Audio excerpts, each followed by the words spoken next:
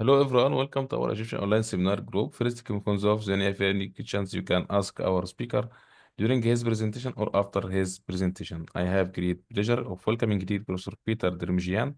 Peter Demerjian is the director of the School of Accountancy at Georgia State University, Mack College of Business.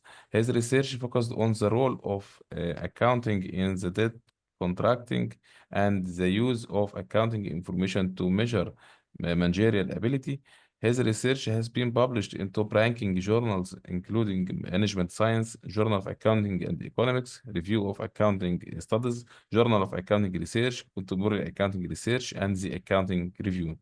He serves on the editorial advisor and reviewer board of the Accounting Review and the editorial board of the Journal of Accounting, Auditing, and Finance. Now we will start our seminar with dear Professor Peter Demerjian.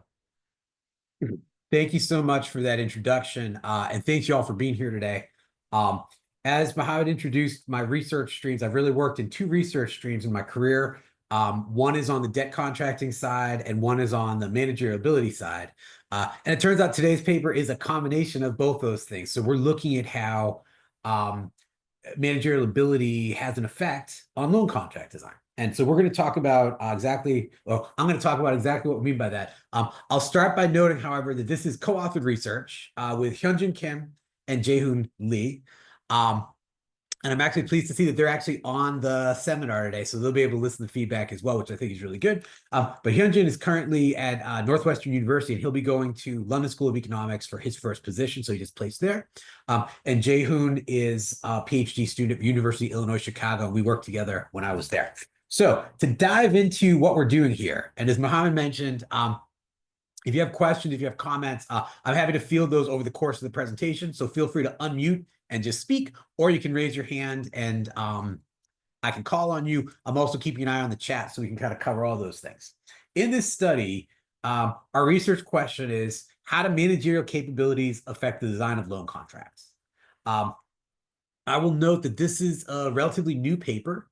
I have made two presentations of this before. Those were within the last month, and those are the first presentations we made. So we're still in the process of really refining some of the arguments and some of the writing we have. So hopefully what I'm able to present here makes a lot of sense, because that's going to really help us get the paper ready. So we talk about managerial capabilities when we talk about design of loan contracts. Let's just make sure that we're all talking about the same things and we have clarity on it.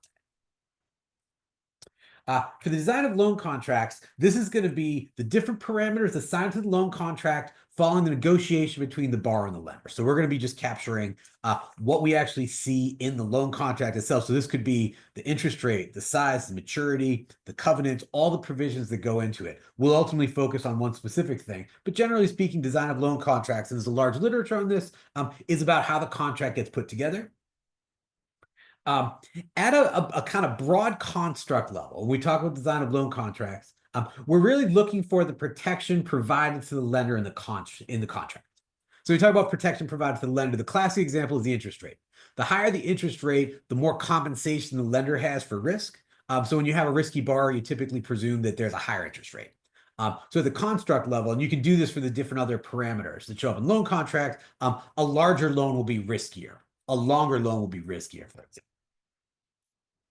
At the proxy level, what we drill down to in our analysis is we look at the number of financial covenants in the loan. So that's what we kind of examine here as a proxy. And this is one dimension of loan contract design, and an important one that I know I've studied quite a lot in the past. So I'll talk more about what that is and why we study it later in the presentation. We talk about managerial capabilities. This is, broadly speaking, the skill, ability, and competence of the borrowing firm's management team. Again, going to the construct level, I thought phrasing this as a question made the most sense. Is the manager good at their job? Are they good at doing what they are supposed to do as a manager? At the proxy level, we measure this as the manager's contribution to firm economic performance. And we use a specific metric for this, and this is from some of my past research, the managerial ability, or MA score. So I'll talk about what that is and why we use that. But it's the kind of what that metric is meant to capture is how much the management team is contributing to the economic performance of the firm. So to kind of line these things up, what do these two things have to do with each other? I'm going to start by talking about how information is used in debt contracting. We'll work our way into definitions of information, into managerial ability, and out to the hypotheses. Now, in terms of debt contracting, let's say that you're a borrower and you need to get a loan, right? You have something that you want to do, you don't have enough money for it, so you're going to seek a loan in order to get that. When the borrower approaches the lender and is looking to have this loan, the lender is going to collect information from the borrower. And they want to know two things really about the borrower. First of all, they want to decide, should we make the loan, period, right? And in the event that they decide they do want to make a loan, what are the terms that you want to have in the debt contract? Right? So these are kind of the important decisions that go along with this. This collection of information prior to the loan taking effect, right? So this is kind of what you're doing before loan takes effect, and how you set up a loan contract. This creates demand for information for screening. So we talk about the process of screening as collecting information ex ante to figure out, should you make the loan? What are the right loan terms? Now, once there is a contract in place and that's been entered into, so the funds have been dispersed or the contract's been formally initiated, the lender's not going to stop collecting information. Lender will continue collecting information. And there's several different purposes for the information that's being collected. This can include information that assesses the initial contract terms to determine whether they are in fact appropriate, right? So you have the initial contract terms, and those initial contract terms are going to embed sort of the expected performance of the borrower, right? How risky are they? What's their default risk? Are they going to be able to repay the loan? There's going to be new information that's consistently received over the life of the loan. And what the lender is going to do is going to collect that information, which is going to be ex post information after the loan contract begins. And they're going to determine if the kind of underlying assumptions about the borrower embedded in the initial contract terms remain acceptable to them. Think about it this way. You screen a borrower and the borrower appears to be of high credit quality. They're very unlikely to default. Then more information is received in the future that indicates, well, maybe the borrower is not quite as good, right? Their economic performance maybe isn't as good as you thought it would be. The lender's going to want to keep track of this because they might decide, I'm not happy with the contract after receiving this new information, right? So that's a major use of information after the contract starts. Additionally, when the loan contract's being designed, sometimes it's written with provisions that are information contingent. So based on the realization of some fat piece of information, it could change something in the contract, or it could put the contract into a different status. Assuming that there are these information contingent terms, and many, many contracts have these, a majority do, this creates demand to collect information in a slightly different role. It's not really about evaluating how the borrower is doing, but it's more evaluating whether they're actually in compliance with those information contract terms. We term this kind of ex post information collection. Again, these are not terms that we have invented, right? We call this monitoring, right? So this is going to be the ex post, kind of the complement to that ex ante screening information is this ex post monitoring information, right? So why am I going through all this? Why am I going kind of to the bottom level here, right? It's because of the following. Screening and monitoring are fundamentally different tasks and create fundamentally different demands for information. This is really important in debt contracting. I feel like it's something that hasn't gotten kind of the full attention of the literature at this time. But screening, that ex ante collection of information, puts certain demands on the information in terms of what it's going to do, right? Which is really to say, is the borrower going to repay the loan in the future? Monitoring, on the other hand, this ex post information collection puts different demands on the information. Are they in compliance? Has their status changed, right? When we talk about information for screening, what makes information useful for screening? Screening information should be predictive in the sense that it says something about the future value of the borrower. That's because you're not interested in the value of the borrower today. You're interested in the value of the borrower when they're going to repay the loan, right? And it typically admits hard and soft components. And I'll talk more about that in a bit because that's a central part of our story here. Now, in contrast to this, monitoring information is typically reflective, right? So reflective is kind of the opposite of predictive. Reflective means it looks back and it's evaluating what has happened before to assess the current status of things, right? So this is inherently different. Backward looking versus forward looking for screening. And as a consequence of this role, monitoring information typically only admits hard components. It doesn't admit soft components. And we'll talk about why you can't really have soft components in the monitoring context. Now, we know quite a lot about how hard information is used in contracts. The typical hard information we think of is financial statement information. And we've had a lot of studies that examine how is financial statement information used and how is it useful in debt contracts. In contrast, we know considerably less about how soft information is used, right? So the question that often emerges kind of at this point, I don't know if I feel like maybe I should make you answer my question, but I'll just kind of proceed here. The question has to be, we know a lot about hard information. We've kind of studied this. Why don't we know more about soft information and how it affects contracting, right? What's the reason for that? If it has presumably a role, if it's important, for example, for screening. And the answer is it's much harder to measure soft information. Measuring hard information is pretty easy to do. We have financial statements. We have a variety of other things. Sort of by its definition, hard information is easier to measure.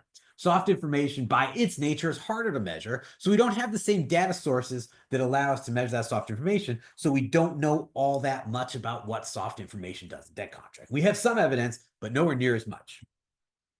What we want to do in this study, and what we aim to do, is explore the role of soft information for screening.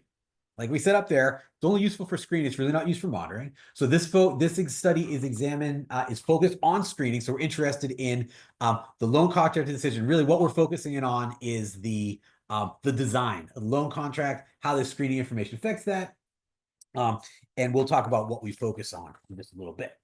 Before we go and do that and talk about that, I wanted to talk about hard and soft information because this represents I would say sort of the central framing of what we're doing, and it kind of leads us to managerial ability and why we're looking at that. So I'm going to share some different definitions of hard and soft information. And I'll start by saying that there are not, I wouldn't say there's an accepted or consensus definition of what hard and soft information is. It's one of the challenges in this work we're doing because we need to make some choices of what we think hard and soft information should be. Right. So one definition goes that hard information is quantitative, storable, and objective. Right. Quantitative can be represented with numbers easily. Storable means it doesn't spoil, its content doesn't kind of change. And objective means it's somehow prepared so it doesn't reflect the viewpoints of the person either collecting or viewing the information, but no matter who's using it, it's going to be viewed the same way, right? It doesn't have kind of personal sentiment embedded in it. Now, in contrast to this is soft information. And the way this is set up, and again, this is from a pretty well-known paper by Demerjian and Peterson. It's called Information, Hard and Soft. Soft information is certainly kind of the converse of hard information. So rather than being quantitative, it's difficult to represent numerically. Soft information is context specific. So you could have information that in one context kind of means one thing and another context means another. Typically, hard information kind of is meant to mean one thing. And then finally, it's subjective. Subjective in the sense that the content and the interpretation of the information is going to be shaped by either the collector of the information or the user of the information. The objective definition of hard information means regardless of who's collecting it, who's using it, what it's being used for, it should mean the same thing. The Demerjian-Peterson, it's an interesting paper. In my view, it's not extremely rigorous in the sense that it doesn't lay out kind of, I think, a kind of demanding definition for hard and soft. I think this is more kind of impressionistic. I think it's really useful. It's a really useful way to think about this. But in our paper, we wanted to go a little bit deeper on this and make sure we're kind of covering the angles. So to go for, I think, a little bit more of a structured and a little bit more of a demanding definition, we drew on this definition from Agiri from 50 years ago, 1975, who defined hard information as verifiable facts by justifiable rules in a rigid system which allows only a unique set of rules for a given situation, right? I mean, I would say this is very structured and very rigorous in terms of definition. We're going to put this to the test in just a minute. Before we do that, this paper by Bertomeu and Marinovich, which was an accounting review in 2016, they go to this definition of hard information as information that's verifiable, right? And that's really, theirs is driven largely by the Agiri definition, but they really focus on this verifiability piece. The reason I think this is useful and potentially informative in our setting is certainly the way we're thinking about this. I think hard information is verifiable, soft information less verifiable. Verifiability has always been an important part of the debt contracting discussion. This has always been part of what we do. If you go back to some of the theory, for example, on conservatism, this links back to verifiability. Okay, before we kind of go further down this road, though, I want to talk a little bit about hard and soft information. And specifically, I mentioned in my prior slide that we know a lot about how hard information affects debt contracting because hard information is measurable and so forth. And one of the premier sources of hard information, perhaps the most important one, at least from our standpoint as accountants, is financial statement information, right? And we know financial statement information is hard, right? Because it seems to have some of these qualities. It's audited by an outside party that's going to essentially verify that it's being prepared in concordance with rules and so forth. But what I wanted to do, just as a little exercise, is consider whether financial statement information, how it fits into these different definitions of hard information, and whether it is truly hard information, right? So let's start with the more demanding definition, which is the Agiri definition. So this says hard information is verifiable facts. So first of all, is financial statement information verifiable facts? Do you think this is true? You want to put an answer in the chat? I'm just curious how people are thinking about this. Do we think that financial statement information is verifiable facts? Anybody?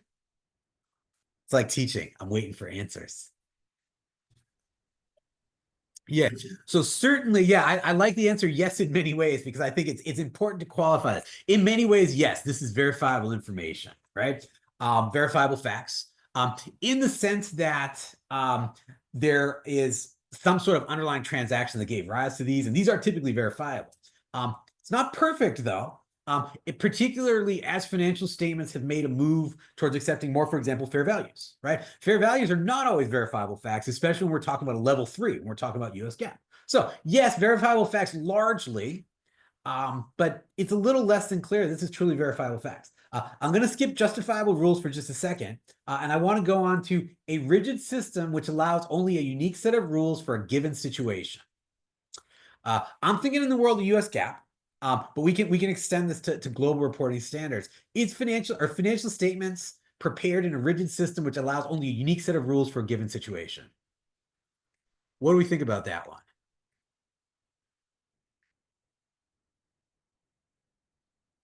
My sense there is the answer is kind of, but it really depends on how you interpret the statement, right? So my initial thinking on this is, well, let's think about inventory reporting under US GAAP. Under US GAAP, we have inventory that can be reported as LIFO. We have inventory that can be reported as FIFO. It's going to yield completely different values and has significant implications, both for the value on the balance sheet and particularly for what shows up on the income statement. Does this fit into the idea of a rigid system which allows only a unique set of rules for a given situation?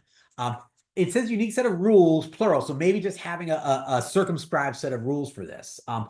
The fact that there's discretion removes some of the rigidness of this, though, right? There is discretion in there.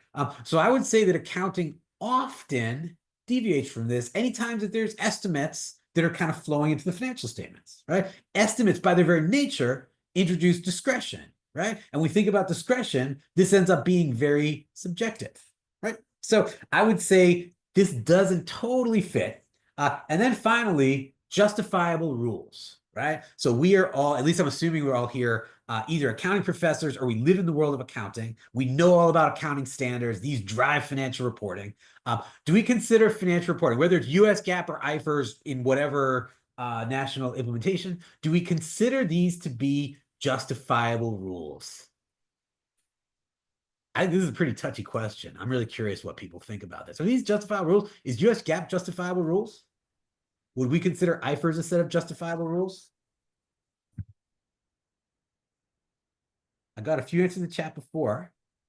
Okay, I see justifiable, yes. Yeah, okay, so we're going, yeah, thank you, Andrew. There's always exceptions, right? So there are exceptions in terms of justifiability. So we could certainly pick through a whole set of different rules and kind of argue if this is justifiable, if this is not justifiable. I'm gonna take a slightly different approach on this in terms of the way I think about this, which is the following. You can go back, and I would encourage you to do so because it's a really interesting literature, but it kind of ended a long time ago. There are some papers in the 1970s, I think, and I think one of them was a paper by Watson Zimmerman, not one of their well-known ones, but you can find some literature on essentially standard setting as a political process. right? So we talk about standard setting as a political process. It's not politics in terms of elections and so forth, but it's about how standards are actually created and promulgated. In the United States, for example, we have the FASB, which creates our standards. That's been in place for quite a long time, kind of the whole contemporary era that we think about things.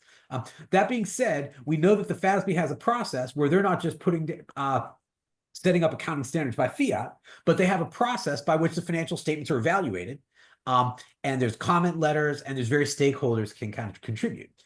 We undoubtedly see financial statements that don't represent the ideal of accounting from a conceptual standpoint, but rather represent a political compromise between standard setters, regulators, financial statement users, financial statement preparers, and so forth.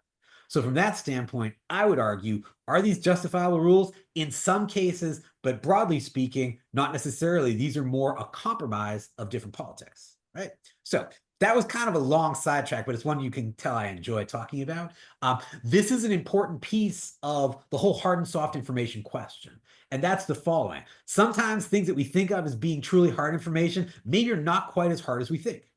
And sometimes things that we think of as being very soft information maybe have some dimensions of hard information, right? This all exists on a continuum, right? So there's degrees of hardness and softness to information. It's not just hard and just soft, right? This is important because this is going to be where we get some nuance in the discussion around hard and soft information. So all that being said, since we've kind of primed ourselves with hard and soft information, let's talk about how this links back to those two decisions, screening and monitoring, that we have in debt contracting. I mentioned this before, and I'm going to expand on it a little bit. Monitoring requires hard information because it's being used to enforce contractual provisions, right? So we talked about how there's information contingent provisions. One of these is a covenant, and a covenant essentially sets some sort of standard or restriction on what the borrower needs to maintain or what the borrower needs to do or what the borrower can't do, right? And the failure to either maintain that standard or the taking the forbidden action or not taking the required action leads to potential contractual implications, right? Pushing him to default and so forth. You need information that is hard in order to enforce contractual provisions. This goes back further than this, but I think a great example of seeing this is the requirement for verifiable measurement for information to be useful in the monitoring rule. This goes to Watts did a pair of papers on conservatism in accounting horizons back in 2003. This was from that paper, and this is one of the things I really took away, that even outside of thinking about the whole conservatism thing, he was basically saying conservative information is verifiable. That's why it's useful here. But I'm just going to say having verifiable measurement is really important when you come to enforcing contracts. And this is really in case the contract needs to be enforced in court, right? So if you're going to court or you're threatening to go to court, you can't say, so let's say you set up a provision in your contract with soft information, right? We want the borrower to have good economic performance, right? That could be something you could set up, but that would be very soft because you don't have a real quantifiable definition on what good economic performance is. So the lender could say, well, you didn't perform well economically, so you're in violation of your covenant, to which the borrower could very readily say, well, we think we performed fine. And you have disagreement because you don't have that hard information, right? If the question is, we need to maintain an ROA of 5%, it's pretty unambiguous what that means. And that's why that's a harder information. And that's why it's useful in contracting.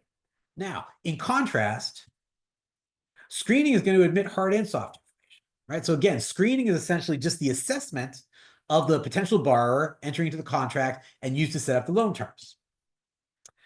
The lender's fundamental interest when it comes to information and screening is knowing whether the borrower will repay the loan in the future, right? So they want to know, will the borrower be able to repay? And of course, this is a nuanced kind of thing because the borrower's ability to repay is going to be conditional on the way the loan contract is set up, right? So for example, if you have a loan contract with a higher interest rate, it's going to mean the borrower is incrementally less likely to repay, but that's all going to be factored into the broad decision-making. But the fundamental decision, will they repay in the future when they need to make their payment or payments for the loan?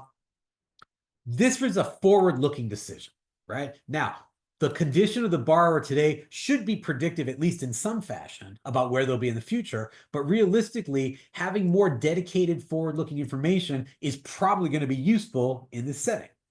Think, for example, of a projection or a forecast, right? These are forward-looking because they're basically saying this is what we're going to do in 1 year, in 2 years, in 3 years. And these are likely to be incredibly relevant to the assessment that's done during screening. But these are not verifiable, right? You can only verify a forecast once a forecast period is over, and you can see how well the entity the forecast about performed relative to the forecasted values.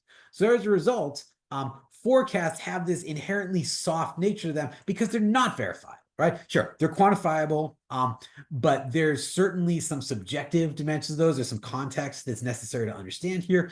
So these have certainly qualities of soft information, but they're presumably very important for screening.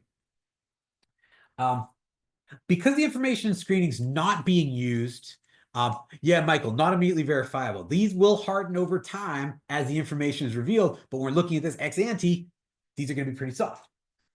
So because this information is not being used to enforce a contractual provision, it's really being used in a valuation model, right? So this is actually very similar to how equity analysts might analyze the future value of a stock. It's just a kind of a different horizon, right? This information is just feeding into a model default risk, which is essentially a valuation model. Any information that provides some sort of incremental feedback on what that default risk is going to be is going to be used in the model to the extent that the information is hard, soft, verifiable, unverifiable, etc. It's just going to be weighted on that, right? So this is going to be just a weighting.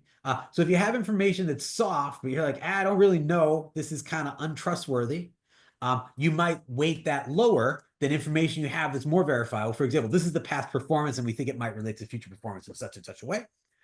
But the key point here is that hard and soft information are both going to be useful in screening.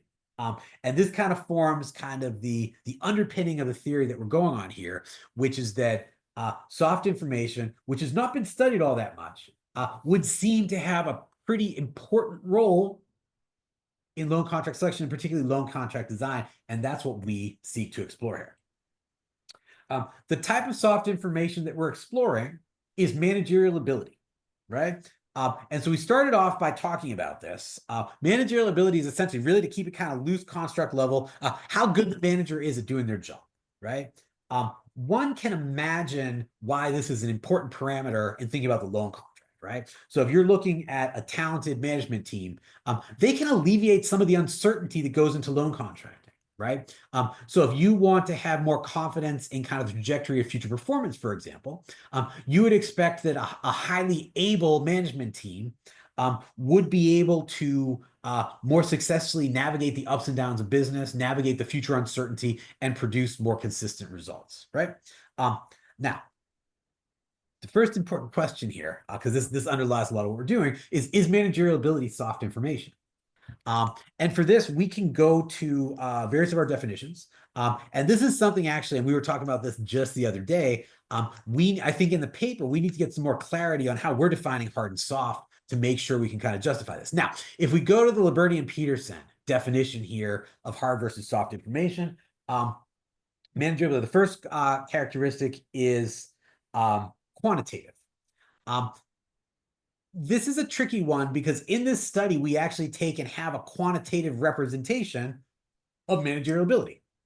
This is arguably an estimate, but it is quantitative. So from that standpoint, this is challenging, but not impossible to represent quantitatively. So from that standpoint, it feels a little less soft, maybe a little more hard. Is it context specific? Here, I would argue, yes, managerial ability is context specific because what the manager is good at is going to vary based on their skills and kind of what decision you're kind of looking at. So there's a specificity in terms of, for example, navigating uncertainty that might be different from a skill that requires, for example, navigating normal business conditions and kind of optimizing efficiency, right? And then finally, is managerial ability subjective? This one's a little bit tougher. There's no consensus metric of how to measure managerial ability. So from that standpoint, a lot of times this takes on very soft characteristics, whereas there might be an assessment of kind of trust or understanding of the integrity of the manager. So from this standpoint, managerial ability is certainly, in our view, it leans softer as opposed to leaning harder. Okay, Andrew has a question in the chat. Is soft information not also a product of managerial information? Okay, is the hard information also not a product of managerial information? Much of the hard information will be. Where are you going with that, Andrew? Can you kind of clarify?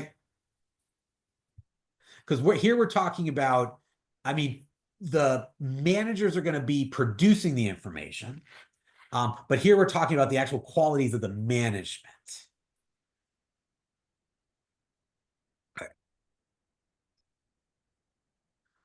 Yeah, so hard information would be a product of managerial ability. I agree with that statement. Let me think about how that fits into this. So we'll see if we can kind of circle back on that, just because I don't have a perfect answer right now. Okay, in terms of managerial ability, just a little bit of history on this. Research on managerial ability and kind of the features of management. This derives largely from a pretty famous paper by Bertrand and Chouard. Prior to this paper, which was just about 20 years ago, there was this whole kind of concept of what that's kind of embedded in the neoclassical model of the firm. In the neoclassical model of the firm is just there to optimize inputs to outputs, right? Essentially optimizing profits. And there really wasn't in that model a role for management. Management was just a incentive list, preference list optimizer that just basically was this black box that produced this optimal outcome for the firm. I'm sure in 2003, no one thought this was actually true, right? We have whole degree programs, the MBA program that's all around basically giving training and providing competitive advantage through managerial skills and abilities.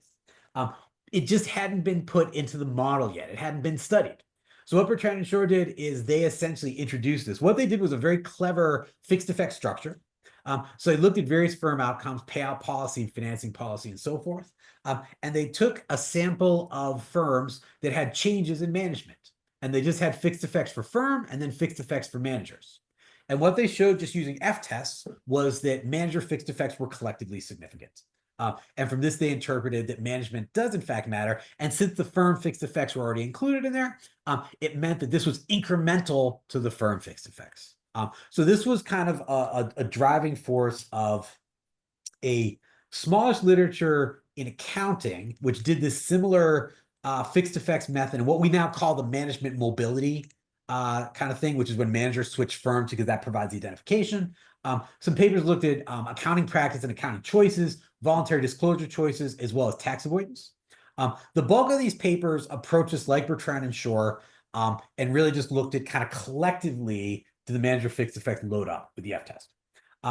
This lacks a little precision because in a lot of ways we're interested not just in collectively do these all matter, but how do individual managers matter, right? What do the are there ways that we can measure what the individual manager does? Now, I will say that the diaring it all paper does work to interpret the fixed effects coefficients, but anybody who's ever done this before knows that it's a tricky thing to do in a broad sense because we're really just getting intercept effects, and it's hard to derive, I think, really strong economic insights from that. So kind of following kind of in the spirit of Bertrand and Shore, a paper that I worked on and it was published back in 2012 developed what we call the MA score. It's a managerial ability score.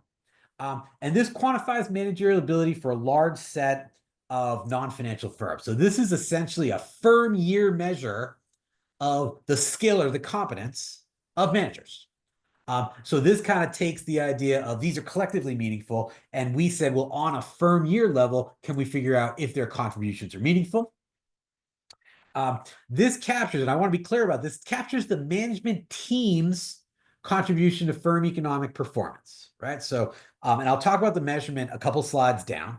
But what we really wanted to isolate here was how much, given that you have firm economic performance, which is important, some of those things are going to be embedded kind of in the structure of the firm. These will be firm effects. What we wanted to do was isolate the contribution to the management team, take into account that the firm has certain effects. So that's what we do when we calculate this. So we developed this score. For people who are familiar with this, I regenerate this score and update it every 2 years. And I'll actually be doing this sometime this summer up through 2024, and I post it on my website. As a consequence, we made this available for all researchers to use so that it could kind of stimulate research and how managers affect different things. It's been widely cited and used in a lot of papers. I just wanted to have some share some examples of kind of the broad reach of this literature. In accounting, there's papers that look at financial reporting, so like earnings quality, earnings smoothness. A couple papers look at tax avoidance. papers that look at the firm information environment, so like analysts and forecasts and things like that. So it kind of covers a whole broad range of accounting. This shows up in finance regularly enough. It shows up a little bit in management, so it's kind of out there and being used.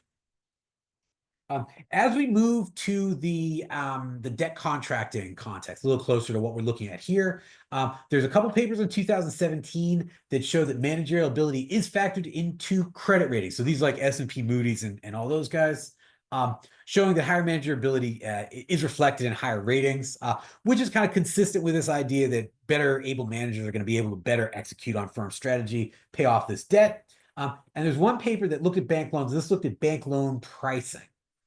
So specifically the interest spread that was applied to these loans. So our question in this paper is going beyond loan pricing. So going beyond just the interest spread, which is often the thing we kind of look at kind of first, does managerial ability affect the provisions of debt contracts? So that's what we want to explore here. So with that, I'm going to pause for a second. Any questions that anybody wants to ask or pop up into the chat before I go into the hypotheses? I know I was kind of talking up a storm there. Yes. Okay. You can ask. Sorry. Thank you for the great presentation. So this provisions of debt contract, you mean the in the contract, is that the post the conditions that are in the contract? Yeah, so when we talk about provisions of debt contract, we conceive of this very broadly as any sort of design feature of the contract. So this could be the loan size, the loan maturity. This could be covenants. This could be any provisions that are just written in the loan contract. As you'll see, we focus on financial covenants, kind of for specific reasons. But our question here was, well, we have this information on loan pricing. What about the other parts of the loan contract, which are also determined in the same way? Thank you. Sure.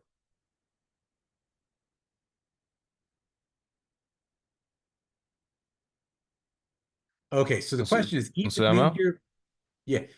if managerial ability does not load, managerial ability is reflected in the hard information. So if you don't reject the null, what happens? Right. So I'm going to interpret your argument here. So when you say managerial ability is reflected in the hard information, so you have hard information, for example, financial statements and performance that comes from that. And your argument is that is going to be the managerial ability is going to essentially that reflects managerial ability. So if managerial ability isn't affected, it's just because it's being subsumed by some other variable that's in there. Is that kind of what you're getting at? Okay, cool. Yeah, that's a really good point. What we try to do is we try to include some of that hard information as control variables in our analysis. Because like you say, if we didn't have, for example, performance and a couple of other things in there, that would be absorbing everything that goes into managerial ability. So we try to isolate the effect of managerial ability using the control variables in the regression, which I'll show you in a little bit. Okay, why don't I jump to the hypotheses and then we can get to some of the empirical testing after that. So the focus of our analysis, so when we were looking at kind of the scope of different debt contract divisions, we landed on financial covenants.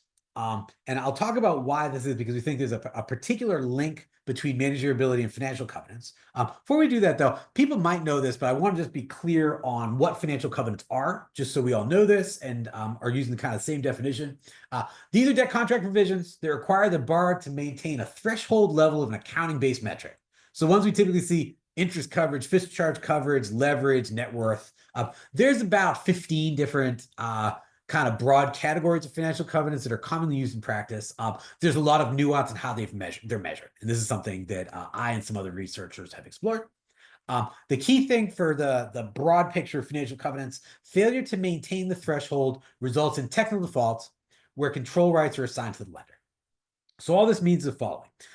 You have an interest coverage covenant that requires you to maintain a threshold of 5. Right. So what that means in practice is for every dollar of interest expense that you'll be accruing, you need to have $5 of earnings, and it's really a adjusted EBITDA. Let's say you slip down, you only have $4 of earnings for each dollar of interest expense. This means you had your technical default. It doesn't mean you missed a payment. It only means that you're out of compliance with the loan contract term because you violated this covenant. This is what's called the debt contract an event of default. And when there's event of default, there's various actions that the borrower is allowed. The borrower can, rather than the lender is allowed. The lender can, formally speaking, accelerate the maturity of the loan, which basically means they can call the loan immediately, right? Realistically, if you're supposed to maintain a 5 interest coverage and you hit a 4, it's very unlikely that the lender's going to just call the loan. But what they're going to do is they're going to evaluate the loan contract, and they're going to decide if they need to try to make any changes, right? So do they need to extract some changes to the loan contract, renegotiate the terms, because it turns out you're worse than they originally thought you were, right? So that technical default, this option that it provides you when this happens is a protective measure for lenders. And so that's why these are valuable in the contract. Kind of following on with the idea of these being triggered, financial covenants are triggered in kind of 2 specific different ways. When a borrower takes some action that reduces the value of debt at the expense of equity, right? And so this is the classic agency story. So this is something that's interesting to you. This shows up in Jensen and Meckling in the second part of that paper. And it shows up most prominently in a paper by Smith and Warner in 1979, where they talk about the different ways that the borrower can essentially extract wealth from the lender for the benefit of equity holders. One classic example of this is called asset substitution. So the asset substitution problem, the borrower does their screening, and they assess kind of the value of the borrower given the current asset base and the riskiness of that current asset base. And then the borrower, after the loan has taken effect, sells the assets that the firm has and acquires more risky assets. That's the substitution. You're substituting less risky assets for more risky assets. And once you have the more risky assets, that wider range of outcomes benefits equity holders at the expense of debt holders, because equity holders have all the upside benefit, right? And you can also read about this. So this one was in Myers 1977 as well, right? So one way, assuming that you have the covenant set up in a certain way, these can be triggered by this sort of agency conflict. Additionally, these can be triggered simply when, excuse me, the borrower has poor performance, right? So that interest coverage covenant that I talked about before, which is the EBITDA over the interest expense, if you have an unexpected decline in operating performance, which drives your EBITDA down, that's going to cause that covenant to be violated. Whether there was an agency conflict or not, we can assume there was no agency conflict and that gets violated, right? So these 2 things both can cause covenant violations, but they're definitely for different reasons. One is kind of this willful, I'm going to take an action to enrich the equity holders. The other one is I had bad performance that I wasn't able to avoid, so this gets violated. So in the screening process, and this is where we get to this kind of soft information in screening. In the screening process, and when the debt contract's being designed, the lender's going to assess the management team, right? Because this is going to be an important part of understanding how likely default is going to be in the future. So they might ask things like, are they talented? Do they understand the business and the industry they're in? Do they understand the economy? Are they going to make choices that will increase the likelihood that the loan will be repaid in the future, right? If you're lending into a fairly certain and stable economic environment, this I think is a little less important, right? Because the company is just going to be able to march on. It doesn't require a lot of managerial skill to kind of continue doing what you're doing.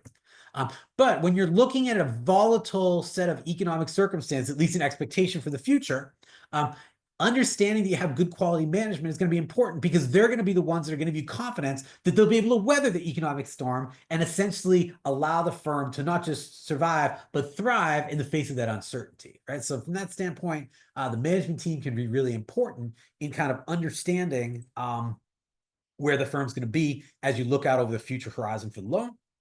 And this assessment is going to affect the likelihood of a financial covenant being included, right? Because the financial covenant, again, this is to address agency conflicts, or it's to address this potential future poor performance. And so we think there's a really clear link between managerial ability and how those are affected. And this leads to our first hypothesis, right? So we think about manageriality, we expect it's going to be negatively associated with financial covenant inclusion. In other words, high ability managers, fewer covenants. And there's 2 specific reasons for this. Reason number 1, borrowers with more talented management teams should have more certain performance, right? This doesn't mean that they're necessarily going to have great or perfect performance, but what this means is that when there are unexpected shocks that occur in the future, one would expect that talented management teams should be able to better weather those storms, better navigate those from an operating, financing, and investing standpoint to put the firm in the best position. This more certainty is going to require less covenants, and this is based on considerable evidence, particularly a paper I have about uncertainty and debt covenants. So that's a negative correlation there. Additionally, more capable managers have fewer incentives to make the sort of agency transfers that I talked about in the last slide. And this comes from a paper by Agin and Bolton in 1992. And this is kind of a pervasive thing. If a firm's performing well, everybody's happy and you don't have to go out of your way. If a firm's performing poorly, the first place is going to feel this is equity because they have the lowest claim, right? So those equity values are going to suffer if there's poor performance. So as performance deteriorates, the incentives to make this sort of transfer that will shift some wealth potentially to equity holders from lenders, those become higher. So if you have a talented manager who's performing well and is going to perform stably and well, fewer incentives for agency transfer, so you expect these are going to be less likely, so you don't need covenants to address these. So our first hypothesis simply is that managerial ability is negatively associated with the inclusion of financial covenants. Now, there's some tension here, and that's the following. Having established that higher ability managers have less incentive for agency conflicts, they might be more able to kind of execute operationally to make those transfers. Right. So I talked about asset substitution before. This is actually when it's talked about in the papers, it's talked about, well, they sell these assets and they buy these assets. It makes it sound pretty simple. It's not that simple. This is going to be a multi-period game. It's going to involve financing concerns. It's going to involve getting good prices and understanding things well enough to make this happen. The more ability you have, the more capable you're going to be of doing that, to where a poor quality management team might have incentives to do the agency transfer, but they won't actually have the talent to make it work. So from that standpoint, these high ability managers might actually have more ability to do the agency transfer, so we might be more likely to see them in that case. So that's kind of an empirical question. So this is not, even though I think on the surface it feels like this is a pretty definitive prediction, there is some tension there, and we really believe that this is, for that reason, worth testing. We test one other hypothesis here, and that goes back to this very well-known paper by Christensen and Nikolaev, where they sort financial covenants into performance and capital categories. Performance covenants, and these are ones that are basically defined with an income statement variable, usually some variant on EBITDA. The performance covenants are triggered when ex-post performance is poor. And in the kind of way we've come to talk about these things in the last 10 or so years, these are to address incomplete contracting problems, right? When we talk about incomplete contracting, when you write a contract, there's certain contingencies that either you don't know, so you can't write them in the contract, or you can't kind of get contractable information to accommodate these contingencies. So the contract is left incomplete. Some contingencies can't be contracted on. What these performance covenants do is, as more information is received, it allows you to essentially integrate that new information and sort of complete the contract like that. So these are going to be in place to address that incomplete contracting. And this is really about uncertainty in performance. Capital covenants, and these are going to be covenants that are written exclusively with balance sheet variables. These are going to be things like net worth and traditional leverage, like debt to assets or debt to EBITDA, debt to equity. Unlike the performance covenants, which are basically to affect this ex-post transfer of control rights, these are designed to align incentives ex-ante. And that ex-ante incentive alignment, this is to mitigate agency problems of the sort that we discussed, like the asset substitution and several other ones around dividends and investment policy. So these do two very different things, and the studies that have focused on performance and capital covenants have shown that they emerge for different firms and in very different circumstances. This is something I've studied a bit myself, and there's a number of papers out there. So where do we see this kind of playing out? Because we feel like this is an important angle to explore here. Managerial ability has a clear positive association with borrower performance. But it has a more ambiguous one with agency conflicts. Because the reason we talked about, the incentives are lower when ability is high, but the capability is higher. right? So it's not kind of clear how that'll play out. Whereas with kind of the performance-based ones that are really based on the bar performance, the correlation there, the kind of correspondence with managerial ability is quite clear, and it's in that negative direction, higher ability, less need for those covenants. As a consequence related to this, we have a second hypothesis, which is managerial ability is negatively associated with the inclusion of performance covenants. And so we're able to test this. And as we do the test, we just look at all financial covenants, and then we look at performance covenants separately. Okay, given that, and I think that for me, a lot of what's really interesting about this paper is kind of how we structure things up front. Hopefully, we've made a convincing argument about why these are good hypotheses to look at. From here, we can go on and talk a little bit about the data in the sample and get into the empirical work that we do here. In terms of loan data, we get this from DealScan, which is kind of the typical source for private loan data. So here we're focused on the bank loan market. We're not looking at bonds or other types of debt. We get accounting data from CompuStat. In terms of managerial ability, we're using the MA score, which is calculated following the paper that I have with the data I posted. And this is going to be for all observations with sufficient data. So we require them to have loan data, just so we have that all kind of matched up. Following convention in debt contracting, we exclude financial industries because their debt contracts look a lot different. They don't use the same covenants, so it's very difficult to compare. So we take out FAMA French 45 through 48. And then importantly, all observations must have at least one financial covenant. This is an important thing because DealScan historically has not dealt very well with loans that don't have covenants. The issue is DealScan will show up as having no covenants. This could mean that the loan truly is covenant-light and doesn't have covenants, or it could mean that DealScan just doesn't have data for it, so they just left it blank. So to be safe on this, we exclude any that don't have covenants, and we just include ones that have at least one financial covenant. This gives us a reasonably robust sample, over 12,000 loans, over 4,300 borrowers, and it covers the years 1996 to 2020. So given the data restrictions, including having loan data, having managerial data, this is a reasonably large sample and one that we feel like will present a sufficiently powerful setting for us to test what we're testing. Okay, so the last piece before we get to some statistics and then to some tests is about measuring managerial ability. Just by either chat, show of hands, or something like that, are people familiar with this measure? Have you seen this before? I'm just trying to gauge how deep into detail I should go. I see one yes. Okay, I see a no. All right, why don't I? So I will walk through this because I want this is an important part of the paper, of course, where we measure this. I will say this paper came out in 2012. It's been used really extensively, and in the paper we did in 2012, we put this through a fairly demanding set of validation tests. So this score has been validated. In this paper, we are not litigating. We're not trying to litigate any past things around managerial ability score. At this point, we consider this to be kind of settled and established as a score.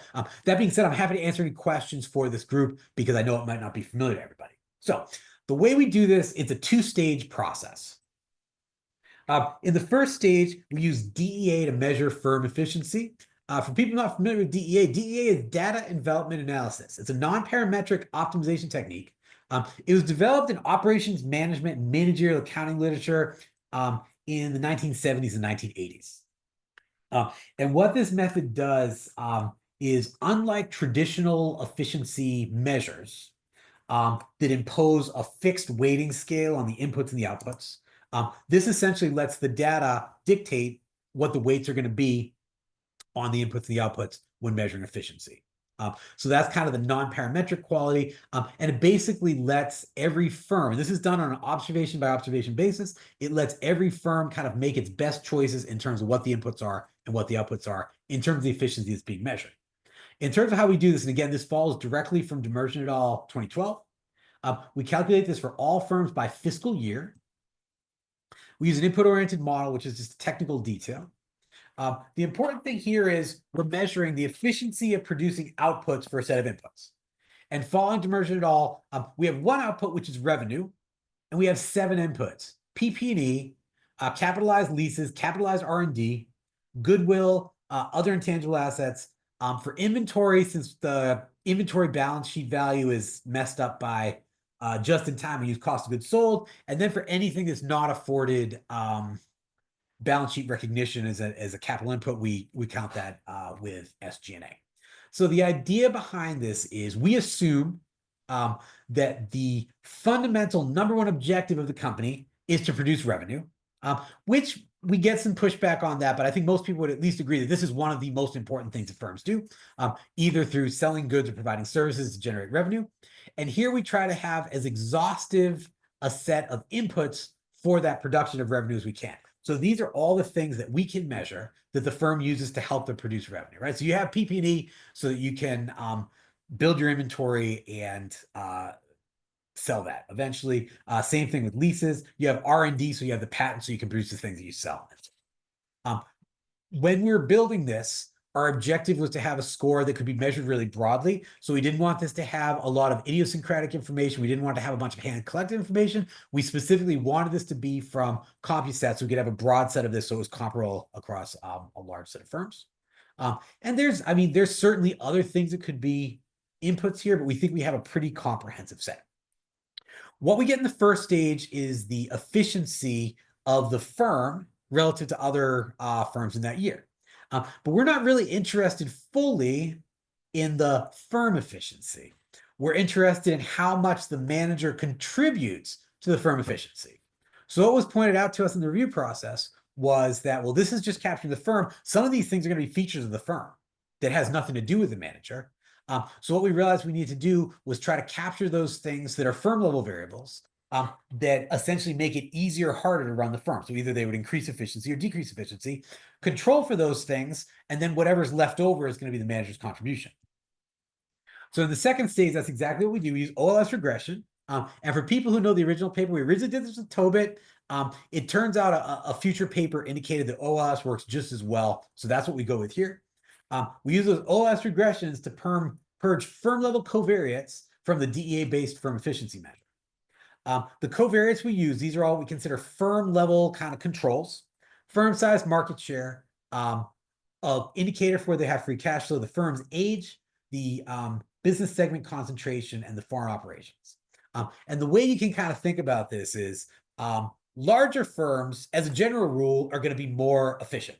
They have economies of scale, they have economies of scope, they have access to financing that smaller firms don't have. This is going to make it easier for them to optimize and be more efficient. That's a feature of the firm that we want to take out because that's going to be something the manager doesn't control, but a feature of the firm. In the long run, the manager does control it, but you kind of see where we're going. On the flip side of that, foreign operations, and we proxy that with just an indicator for foreign currency.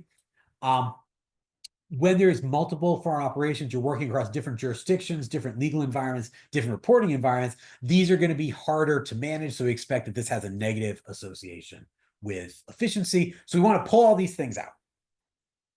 We run our efficiency across this regression, and then we take the residual from this, and this is the MA score. We consider this a management team's contribution to firm performance.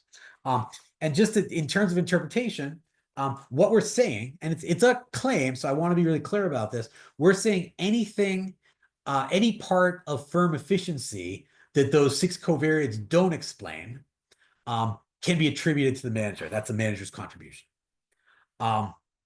What I think is kind of nice about this is when we set this up, we looked at this, we ran this year by year.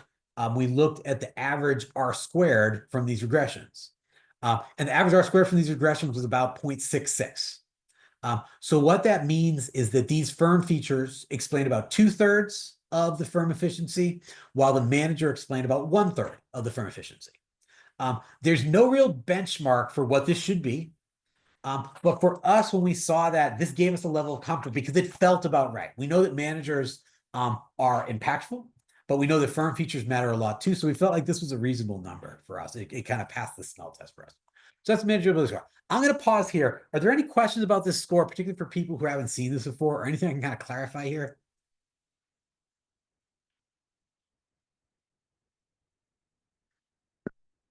Okay. See, there's no questions. I'm going to go on to some of the empirical analysis. In terms of summary statistics, these are just kind of the base variables that we have both for our test variables as well as some of the controls. You can see that we measure both the number of financial covenants as well as the number of performance covenants. And I'll note that this is in natural logarithm transformation rather. Then we have the MA score. You can see here that this has a mean of 0, which is by design because it's an OLS residual. It's a well-behaved, well-distributed score. You can see the median is very close to 0. It's roughly symmetric around that 0 point. So this is very consistent with what we see in other contexts for this. Here's a correlation table. I don't want to dwell on this too much, but I will note that manageability score has a negative correlation with both the number of financial covenants as well as the number of performance covenants. It's statistically significant, but it's not an extremely large number. This is not 0.6 or 0.7 or something like that. This is under 10% for each of these. So even though it's statistically significant, it's important to test this on a multivariate basis because we see a lot of other significant correlations happening there. So we want to definitely understand controlling for things like size and profitability and other important factors like that, how this kind of rolls up into these covenants. So for the empirical tests, we run the following series of tests. We start with our main analysis, which we kind of call an associational type analysis. We then use trace implementation, which gives us stronger identification. So I'll talk about what trace is and why this identification improves. This comes along with it a falsification test. We further examine renegotiation of the contract. So we look at not just the initial design, but kind of what happens subsequently and whether this is still impactful. And then we have some cross-sectional tests. This includes firm size and then relationship banking. So for our main analysis, this association test, on the left-hand side, we have financial covenants. And that can be either the total number of financial covenants or the number of performance covenants. And on the right-hand side, we have the MA score, firm controls, and a series of fixed effects. MAI score, of course, is our manageability score. So this is our variable of interest. For both of our specifications, either the financial covenants or performance covenants, we expect a negative sign on beta 1. In other words, the higher your ability, the fewer of those covenants you have. In terms of firm controls, these include the borrower's size, the borrower's leverage, their market to book ratio to capture their investment opportunities, their profitability, which of course is really important here. And then to capture the default risk, we go with the Altman Z-score. The fixed effects we have here, the iota is industry and the tau is year, which is fairly standard for these. We don't apply firm fixed effects here because we have a lot of singletons and things would start falling out of the analysis there. The other thing that I'll note about this that we're working on for a future iteration of the paper, it's common in financial covenant regressions to see controls for other loan features like interest spread and loan size, loan maturity, and so forth. We hesitated to include those because financial covenants and other loan terms are going to be jointly determined. So there's definitely introducing, by including those controls, it introduces some endogeneity. But we've received enough questions about it that we're considering how we can kind of work into this with the caveat that there's some endogeneity there and include these as controls. So running these regressions, we get the following results. In each specification, as predicted, the MA score is negative and significant. Since this is in with the natural log transformation, we can interpret this as the percentage change in the dependent variable. So a 1 unit shift in managerial ability score results in a 6.7% decline in total financial covenants and a 15.5% decline in performance covenants. These are statistically significant. In terms of the control variables, what we find is consistent with the literature on how these load up. So for example, larger firms have fewer covenants, which is consistent. Interestingly, profitable firms have more financial covenants. And this applies even more strongly for performance covenants.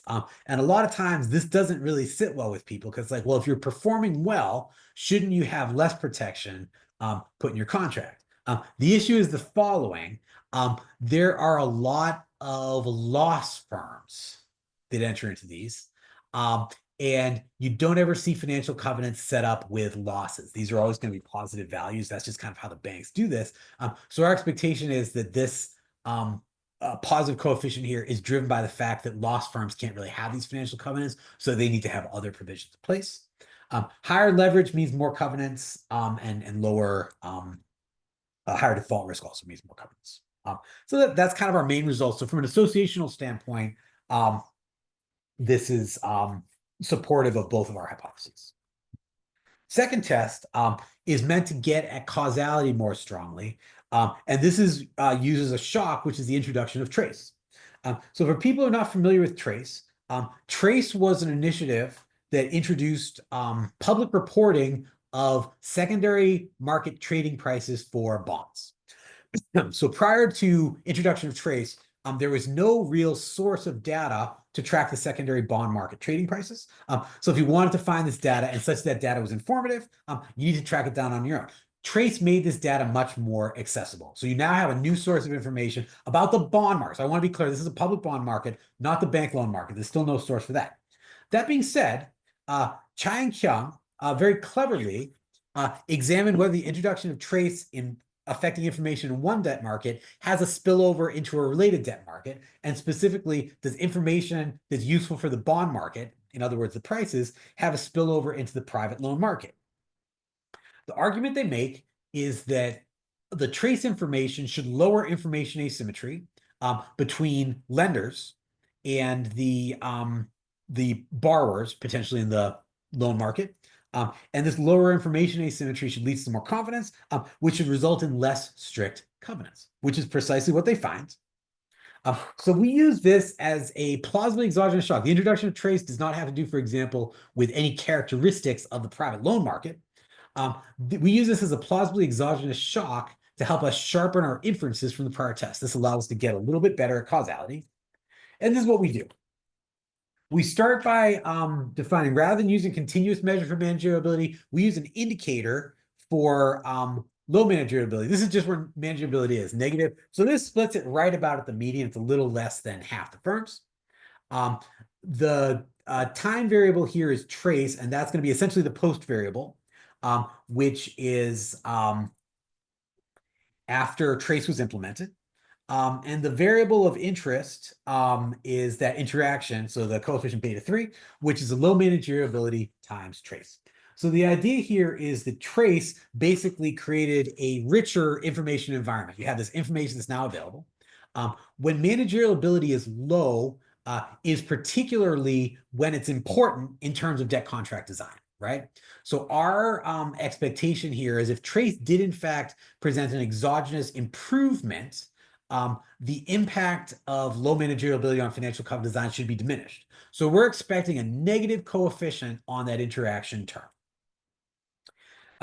In terms of how we define that trace indicator, this is going to be an indicator for loans initiated third quarter of 2002 and later. Following Chi and Kyung, we test a 5-year window around trace implementation and require borrowers to have at least one bond. So for our main test of this, we're testing an information spillover. And for an information spillover to be useful, there needs to be a bond that corresponds to the same firm that's taking out a loan. If there's no bond and we still see a result, there's something else happening, right? So we focus our attention in our main test of this 5-year window, but require the borrowers to have at least one bond in place so we can effectively have this spillover. Now, what do we do for those borrowers that have a loan but don't have bonds? In this case, we expect that there shouldn't be the information spillover. So as a sort of, it's essentially a validation, but it's a falsification test. We test these to see if there's a result there. If we saw a result there, it would mean there's something else going on that's not an information spillover. So it's important to kind of test this. Now, going to the test. This is for the first piece. This is going to be the sample that has the bond in place. What we find is that low MA in the financial covenant has an insignificant association with the total number of financial covenants. It has a mildly positive and significant association with the number of performance covenants. But importantly, in terms of what we're testing here, there's a negative and significant coefficient on the interaction term, right? So what this indicates is when the sort of importance of managerial ability in the post-trace era is diminished, which is exactly what we're predicting. The other control variables line up largely in the way they did in the prior test. Now we go to the falsification. These are going to be the ones that don't have the bonds. What we find here is the significance on the interaction term disappears, right? So this provides us some comfort that what we're capturing in that first panel is not a broader effect of something else that was going on economically during trace, but it gets us a differential effect, and it really does suggest that this information spillover is relevant. So that's kind of our second test where we attempt to sharpen up our causality. Our next test is around renegotiation. So what we're interested in here is we've explored this effect kind of upfront in loan contract design. We want to see if managerial ability has an ongoing effect over the life of the loan. And this is one way to look at this is when the loan contract is negotiated, which happens frequently. Many of these loan contracts are renegotiated multiple times, and very few actually go all the way out to their maturity without being renegotiated. What we look at here is a change in the number of performance covenants. And our expectation is a negative coefficient on the managerial ability score. And what this means is that low ability managers have more subsequent performance covenants due to enhanced performance concerns. Going to the table, this is precisely what we find. That the higher the managerial ability score, the less likely you're going to have this change put into place. So all this is doing is it's taking this initial contract design result we found and found that as contracts evolve via the renegotiation process, we see a similar effect in place. And the magnitude's smaller than it was for the initial one by about half, but it's still a reasonably economically meaningful result. And that brings us finally to our cross-sectional tests, where we just identify a couple of settings where we expect managerial ability will be more impactful. The first of those is for smaller firms. When you have larger firms, this is where the firm effects are going to provide a lot of cover for maybe managers not doing as well. With smaller firms, they tend to exist much closer to the edge of challenge. To put it a different way, larger firms have economies of scale, economies of scope, greater access to capital. This is going to make it easier to be successful with those firms, and you're probably going to get better contract terms. So we expect from that standpoint that we should see the effects that we've documented more in smaller firms. When we look at those across a partition where we cut on the median. The second cross-section that we look at is banking relationships. So for people who are not familiar with this, banking relationships are just when banks and borrowers have interacted sometime in the past. And we follow the literature. We look at whether they had a loan in a relatively recent prior period. The advantage of banking relationships, particularly longer banking relationships, the lender has access to more private information. The borrower and the lender have both invested relationship-specific capital. They know each other better. They've kind of shaped each other around each other. So we expect that when there's shorter banking relationships, there's more information asymmetry. Managerial ability is going to be more important because you know less about what the firm is doing and kind of how you're going to go from there. So for each of these, we partition the median, and we test our main specification, that original test we had, which is table 4 in the paper, across the partition. For the firm size, we do this both for total financial covenants as well as for the number of performance covenants. We find for large firms in both specifications an insignificant coefficient in MA score. We find for both specifications for small firms, we find a negative and highly significant coefficient in each one. And you can see the magnitudes of these effects are really quite high relative to the original results, which suggests they're kind of concentrated here. All right, Chan, I am going to, okay, I might look at these after. I'm going to finish going through here, and then maybe we can get you off of mute and we can talk about this. Okay, the last cross-sectional test we have is about relationships. And here we split between long-term and short-term relationships. We're just splitting on the median length of that relationship. And again, we're predicting that the results are going to be strongest with the shorter relationships, and that's precisely what we find. We find no significant coefficient for long-term and significant for both short-term. We don't have the tests here, but if we tested these differences, they're certain to be statistically significant. So, given that, just to conclude, Managerial ability, which is a form of soft information, appears to be useful to lenders in screening. It has an effect on debt contract design. We see a strong association between managerial ability and the inclusion of financial covenants, including those performance covenants specifically. We use trace implementation to support a stronger causal argument around this. And we have some additional analysis that supports our results. So with that, I wanted to thank you. This has been a great opportunity. And I think we have a little time, right? So we could potentially do, if people have questions, I'd be happy to field questions. Yeah, John, yours a big question. Yeah, thank you very much. Yeah, you're welcome. Thank you very much, dear Professor Peter, for your contribution and your effort. It's really an excellent presentation and excellent paper. Now, if anyone have any questions, you can open your mic and ask your question. I think Chan Ji can open your mic. Osama? Yeah, I guess I'll go. Hi, Peter. Hi. Nice to see you again. I was at the FARS Doctoral Consortium. Gotcha. Excellent. Yes, and I really appreciate your input. So I had two questions. One is kind of, since you're familiar with the literature, I just want to, if you don't mind, explaining to me again the intuition of Aghion and Bolton 1992 and how it shows that higher performing firms, I guess, have less incentive to engage in asset substitution. So that's kind of the first question. Right. Just want to, since you're familiar with the paper. Second is more related to the paper, as in, what's the story in terms of what's the information flow story?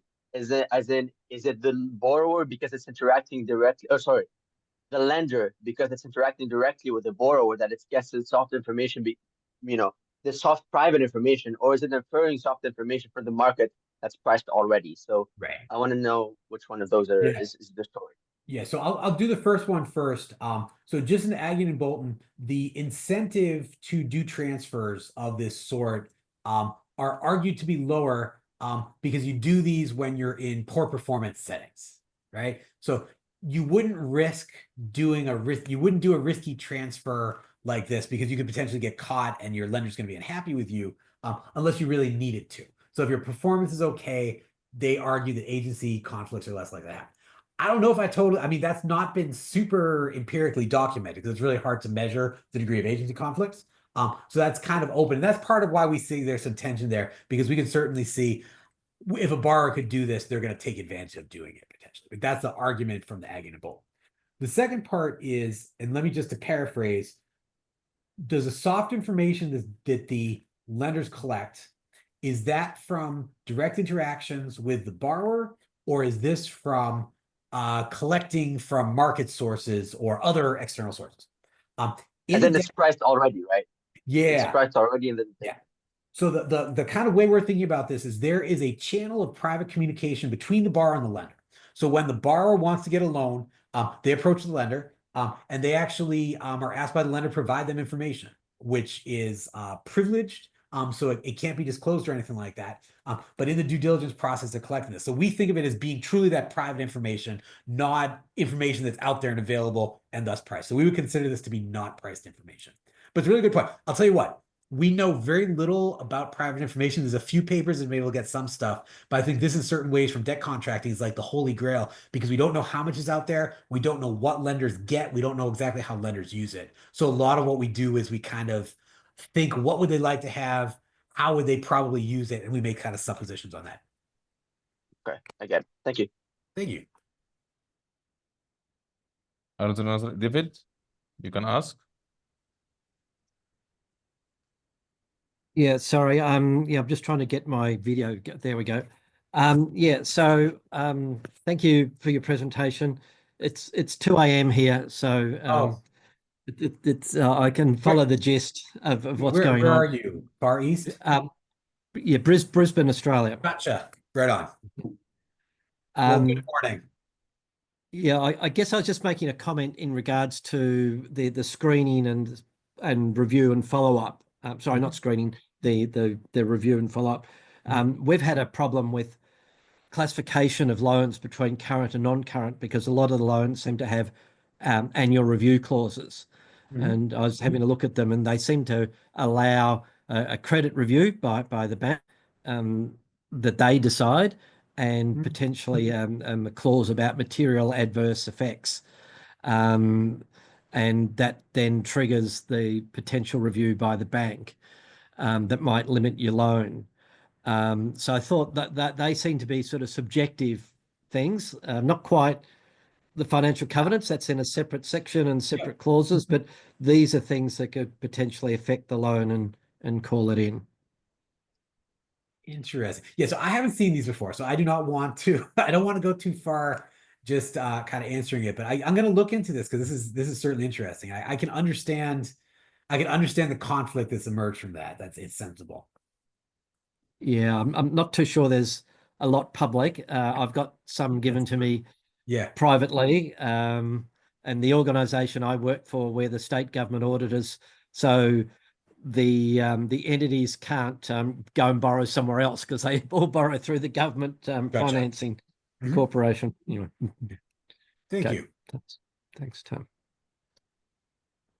Another, Andrew? Yes. Thank you very much for your very informative and educative presentation. I have a little bit of challenge with my voice. I I'm hope sorry you about hear that. me. Can you hear me? Yeah, that'll be fine. Oh, wonderful. I want to acknowledge a lot of intuition that I get from your study. When it comes to private loan contracts, I want to believe that people with relatively more soft information will be going for the private loan contracts. I don't know if you considered contrasting that with public debts to see whether there is any difference in the role of the soft information. That is a Okay. fair question. Yeah, that's a good, let me answer that because that's a really good point. So there was a paper a while back now, Barath, Sunder and Sunder back in 2008 that looks at the quality of so financial statement quality, earnings quality, and the selection of debt market. And they do find that lower quality financial statements tend to go to the private market, whereas higher quality financial statement firms go to the bond market, which supports, I think, the contention you're making. So it gets indirectly around this idea that soft information would be more important there. Hasn't been tested directly, and that would certainly be that's kind of a slightly different angle from what we're doing, where it's looking at the debt market, but certainly doable because we have a way of measuring this.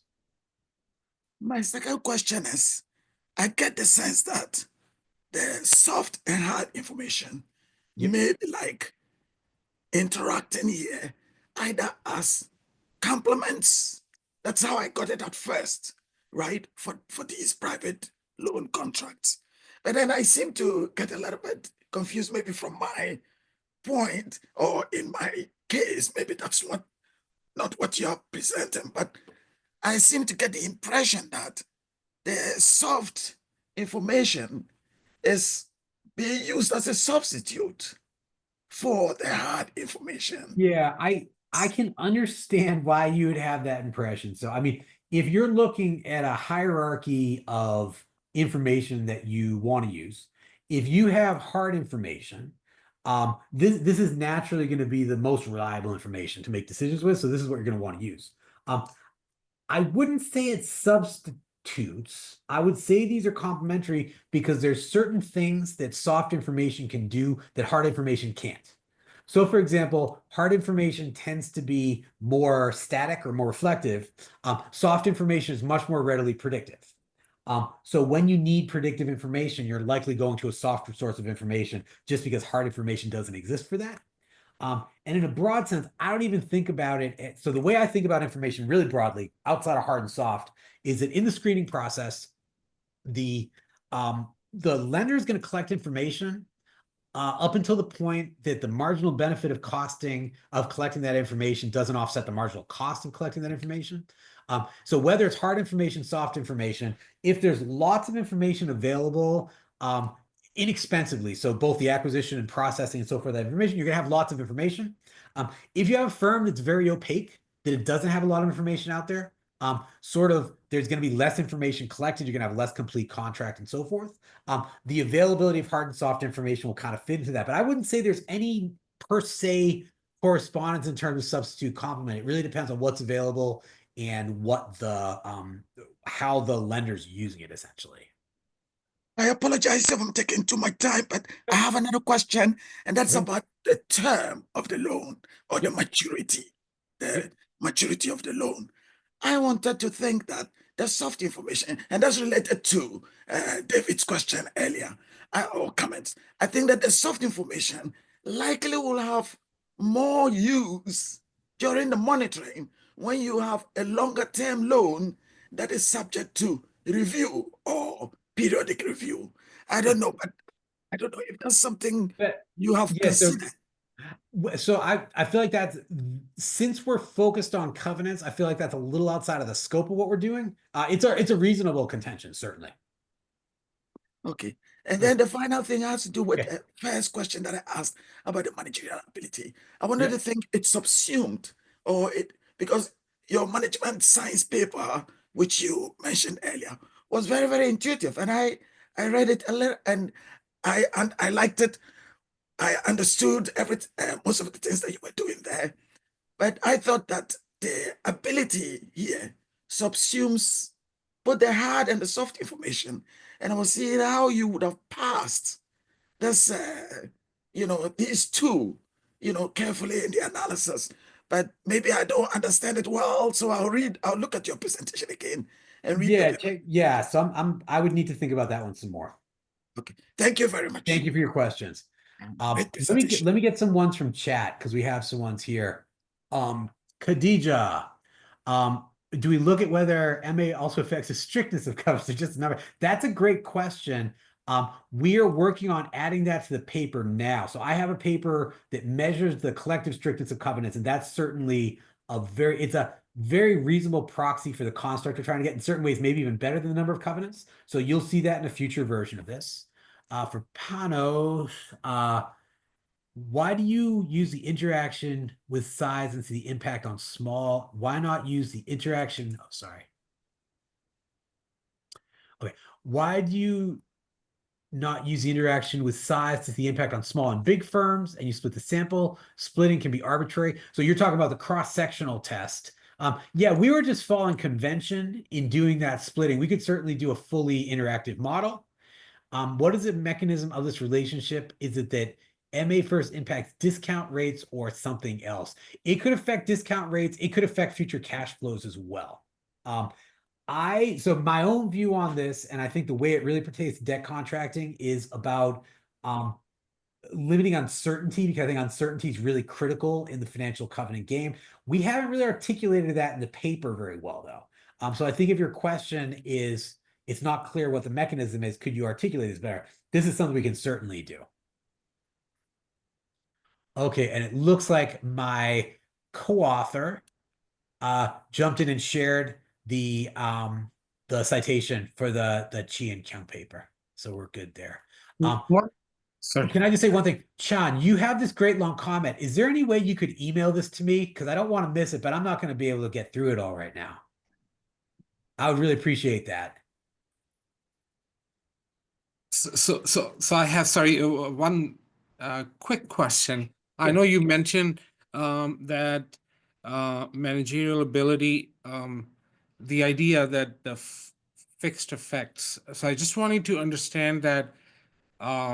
So it is beyond the fixed effects of managerial ability that you are incorporating in the model. Is that? I'm not sure I follow beyond the fixed effect. What you're saying when you say beyond the fixed effects. So if it's so it's a firm fixed effects. So correct. We're trying to isolate. Yeah, we're trying to control, not even firm fixed effects. We're really, so what we do, so we're different from trying to ensure in that we're not using fixed effects in the same way, but we're trying to control for measurable features of the firm to isolate the effect of management. Okay. That makes sense? Yep. Yeah, I wasn't able to give a full treatment to the managerial ability score, which has a lot going on with it, but that's the kind of the bottom line that we're going with, is we're trying to isolate that manager's effect. Okay, thank you. Peter, just a quick, another quick question.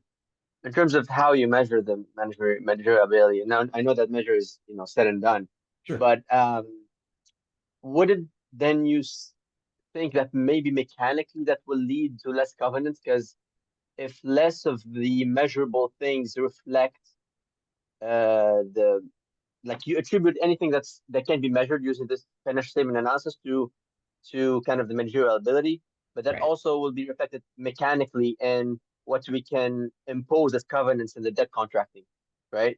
So Oh, if so you're performance, yeah, so you're suggesting that, all right, let me think about this. So certainly the idea, so this is about how much information is available in a way, or how, sorry, but my headphones turned no, off that's a okay. bit, but Oh yeah, I understand what they you mean. both, Yeah. yeah, they're both driven by the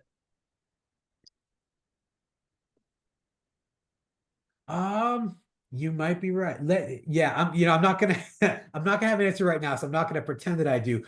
Let me could I ask you a favor? Could you send me an email? I'm easy to find. Could you send me an email with that question? sure, yeah, That'd be great, just because I think that's an interesting point, one that I haven't heard before. So I'd love to mull it over a little bit more. sure, yeah, That'd be great. Are there other questions? If anyone have any questions, you can open your mic and ask your question. Yes. Hello, So- Peter, and hello, everyone. Thanks for your presentation, really informative. I was just wondering about the managerial ability score. Yep. So, because, like, the score is well measured, and I agree with that. But I was just thinking that is it possible to incorporate, like, managerial characteristics just to identify that, like, what drives this ability? So, for example, their qualification, previous experience, or something like that. Or is Yeah. it already incorporated in that? I would argue that it's already incorporated in there. This would almost be a validation in a way, right?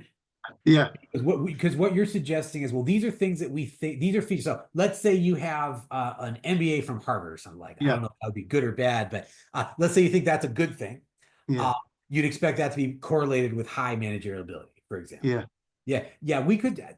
So we didn't do that with our original validation tests, just Mhm. because the data was so sparse at that point. I don't know if anyone's looked at that. A lot of times, especially prior to our putting this score out there, a lot of times those features what were used as proxies for managerial ability. So you might look at educational attainment, school, work experience, some social network stuff kind of shows up. So like Yeah. you're in the same country club, same undergraduate institution, and so forth. Yeah. So I suspect, I mean, those should be embedded in our scores. But they should be, it would also be such that they're measurable, these should be correlated, and you would be able to identify that. Yeah. So I wasn't necessarily questioning the score, but I thought that, like, maybe if you can do some sort of analysis, which I don't have in mind at the moment, to, like, see which of these characteristics is driving this covenant reduction.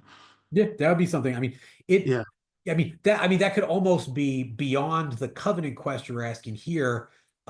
Understanding the drivers of managerial ability in terms of the executive features would be interesting. The only other caveat that I'll put to that is that our score is about the management team. Mhm. And a lot of times these features are going to be for individual managers. So then there's a question of, do we aggregate for the management team? How much of the management team? Can we take this as just representing the CEO, which you can in a way, right? Because they're the ones who hire everybody else. So it gets Yeah. a little thorny in that sense of how we would actually execute on that, because we have that mismatch between the level of the MA score, which is management team, and then the features, which are individual. Yeah. Thank you very much. Thanks, Peter. You bet. Are there other questions? If anyone have any questions, you can open your mic and ask your question. Someone asked about the economic significance of the result, the Professor Peter. Oh, the economic significance? Yeah. I would need to go in. So like on our here, I'm actually going to scroll back a little bit.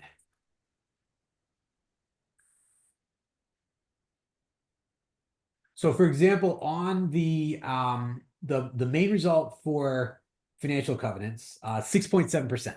But that 6.7% links to a 1 unit change in managerial ability, which I suspect is, we don't have it here. That's probably the entire range of the score, I suspect. So what we'd want to do is we want to pin down either interquartile range or standard deviation and see how this kind of correlates. I'm thinking probably 1 or 2% for financial covenants and probably 5 to 7%, or yeah, 4 to 5% for performance covenants. But I need to double check the numbers. Thank you. Angie? Yes, hello, Professor. Hi. Really, I have been fascinated with managerial ability since the first time Good. you have done the score, and then you updated it later. And I was working on a paper looking at managerial ability and auditor report lag, but I think I stayed too long doing that paper, so I think somebody else did it. So I just so every time Alas. I try to think of an idea, but now I'm thinking of the idea of how managerial ability would really affect, like nowadays with sustainability and sustainability disclosures and the ESG, and how can earning management be manipulated depending on the managerial ability skills. But what do you think? Would you think that this sounds like a suitable type of research, or do you see a disconnect? No, so certainly sustainability is something to look at. And this might even involve doing a reformulation of the managerial ability score. So when we put the managerial ability score together, we said firms are going to be focused on generating revenue, and that's their focus. But this will admit multiple objectives, right? So if you could figure out a way to measure sustainability, you could have that as an output. Now, whether that incorporates new inputs, that's what you need to think about in the model. But I think there's real opportunity there. But it's not easy because the measuring sustainability, measuring the inputs to sustainability are not necessarily straightforward. But definitely a promising area. Yes. Yeah, and I also looked at managerial ability, and I thought your score is really based on US data alone. Isn't that correct? That is correct. Yeah, because I saw like Others have created with international data. okay, so they followed the same methodology, and then they Correct. tried to okay, I Yeah. Now, got it. that being said, we use the data that's available to us under US GAAP and through the normal databases. Based on whatever reporting regime you're working in and the availability of data, you might need to modify what you do based on the data that's available. And that's fine too. You just have to say, we're capturing as broad a set of information as we can. Mhm. And it follows this model, but it's not necessarily going to be the same. It's fine if it's not the same. You got to work with what you Mhm. have. Mhm. Well, we would like to really invite you to come to the American University in Cairo, who would really be enlightened by your research and your ideas. And if you would like that, we would really be delighted. I would love that. I've never been to Egypt, so I think that would be delightful. Send me an invitation and we can work out the details. Sure. Thank you, sir. Marvelous. Thank you. Are there other questions? The last questions, what do you suggest for future research, dear Professor Peter, in this area? Sure. So we already started to hit, Angie already started to hit on some of the stuff that can be done on managerial ability. So the areas that are really emerging now in debt contracting, we've spent a lot of time exploring these private bank loans. And the DealScan database, which showed up about 25 years ago, really facilitated studying those. And we also have all that data typically is available via SEC filings, which can be downloaded. So from public information. So if you have some skills with web scraping and so forth, you can get all the data you want. There's a newly emergent debt market, which is called private credit. And this is non-bank lending. And this is companies that are typically finance companies and other hedge fundy kind of things that are moving in on the lending market. They're not subject to the same restrictions as banks. They don't have the same reporting requirements. They don't have the same capital adequacy requirements. Studying private credit, both in and of itself, but also how private credit is affecting bank loans particularly. It's probably affecting the bond market a little bit too, but certainly how it's affecting the private loan market, which is where it's having a real effect.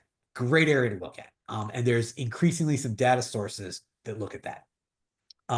The other piece of, and I mentioned this a little bit, the other piece of debt contracting that I think is really important is understanding private information as it flows into this. Like I said, public information is easy to analyze. We've looked at financial statements every which way as they affect debt contracts.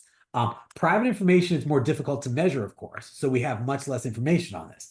That being said, we're increasingly having tools, and I'm thinking about AI specifically, because I could see AI being a really useful way to basically, I think of it as a very advanced version of some of the text analysis stuff that we've had for the past decade and a half.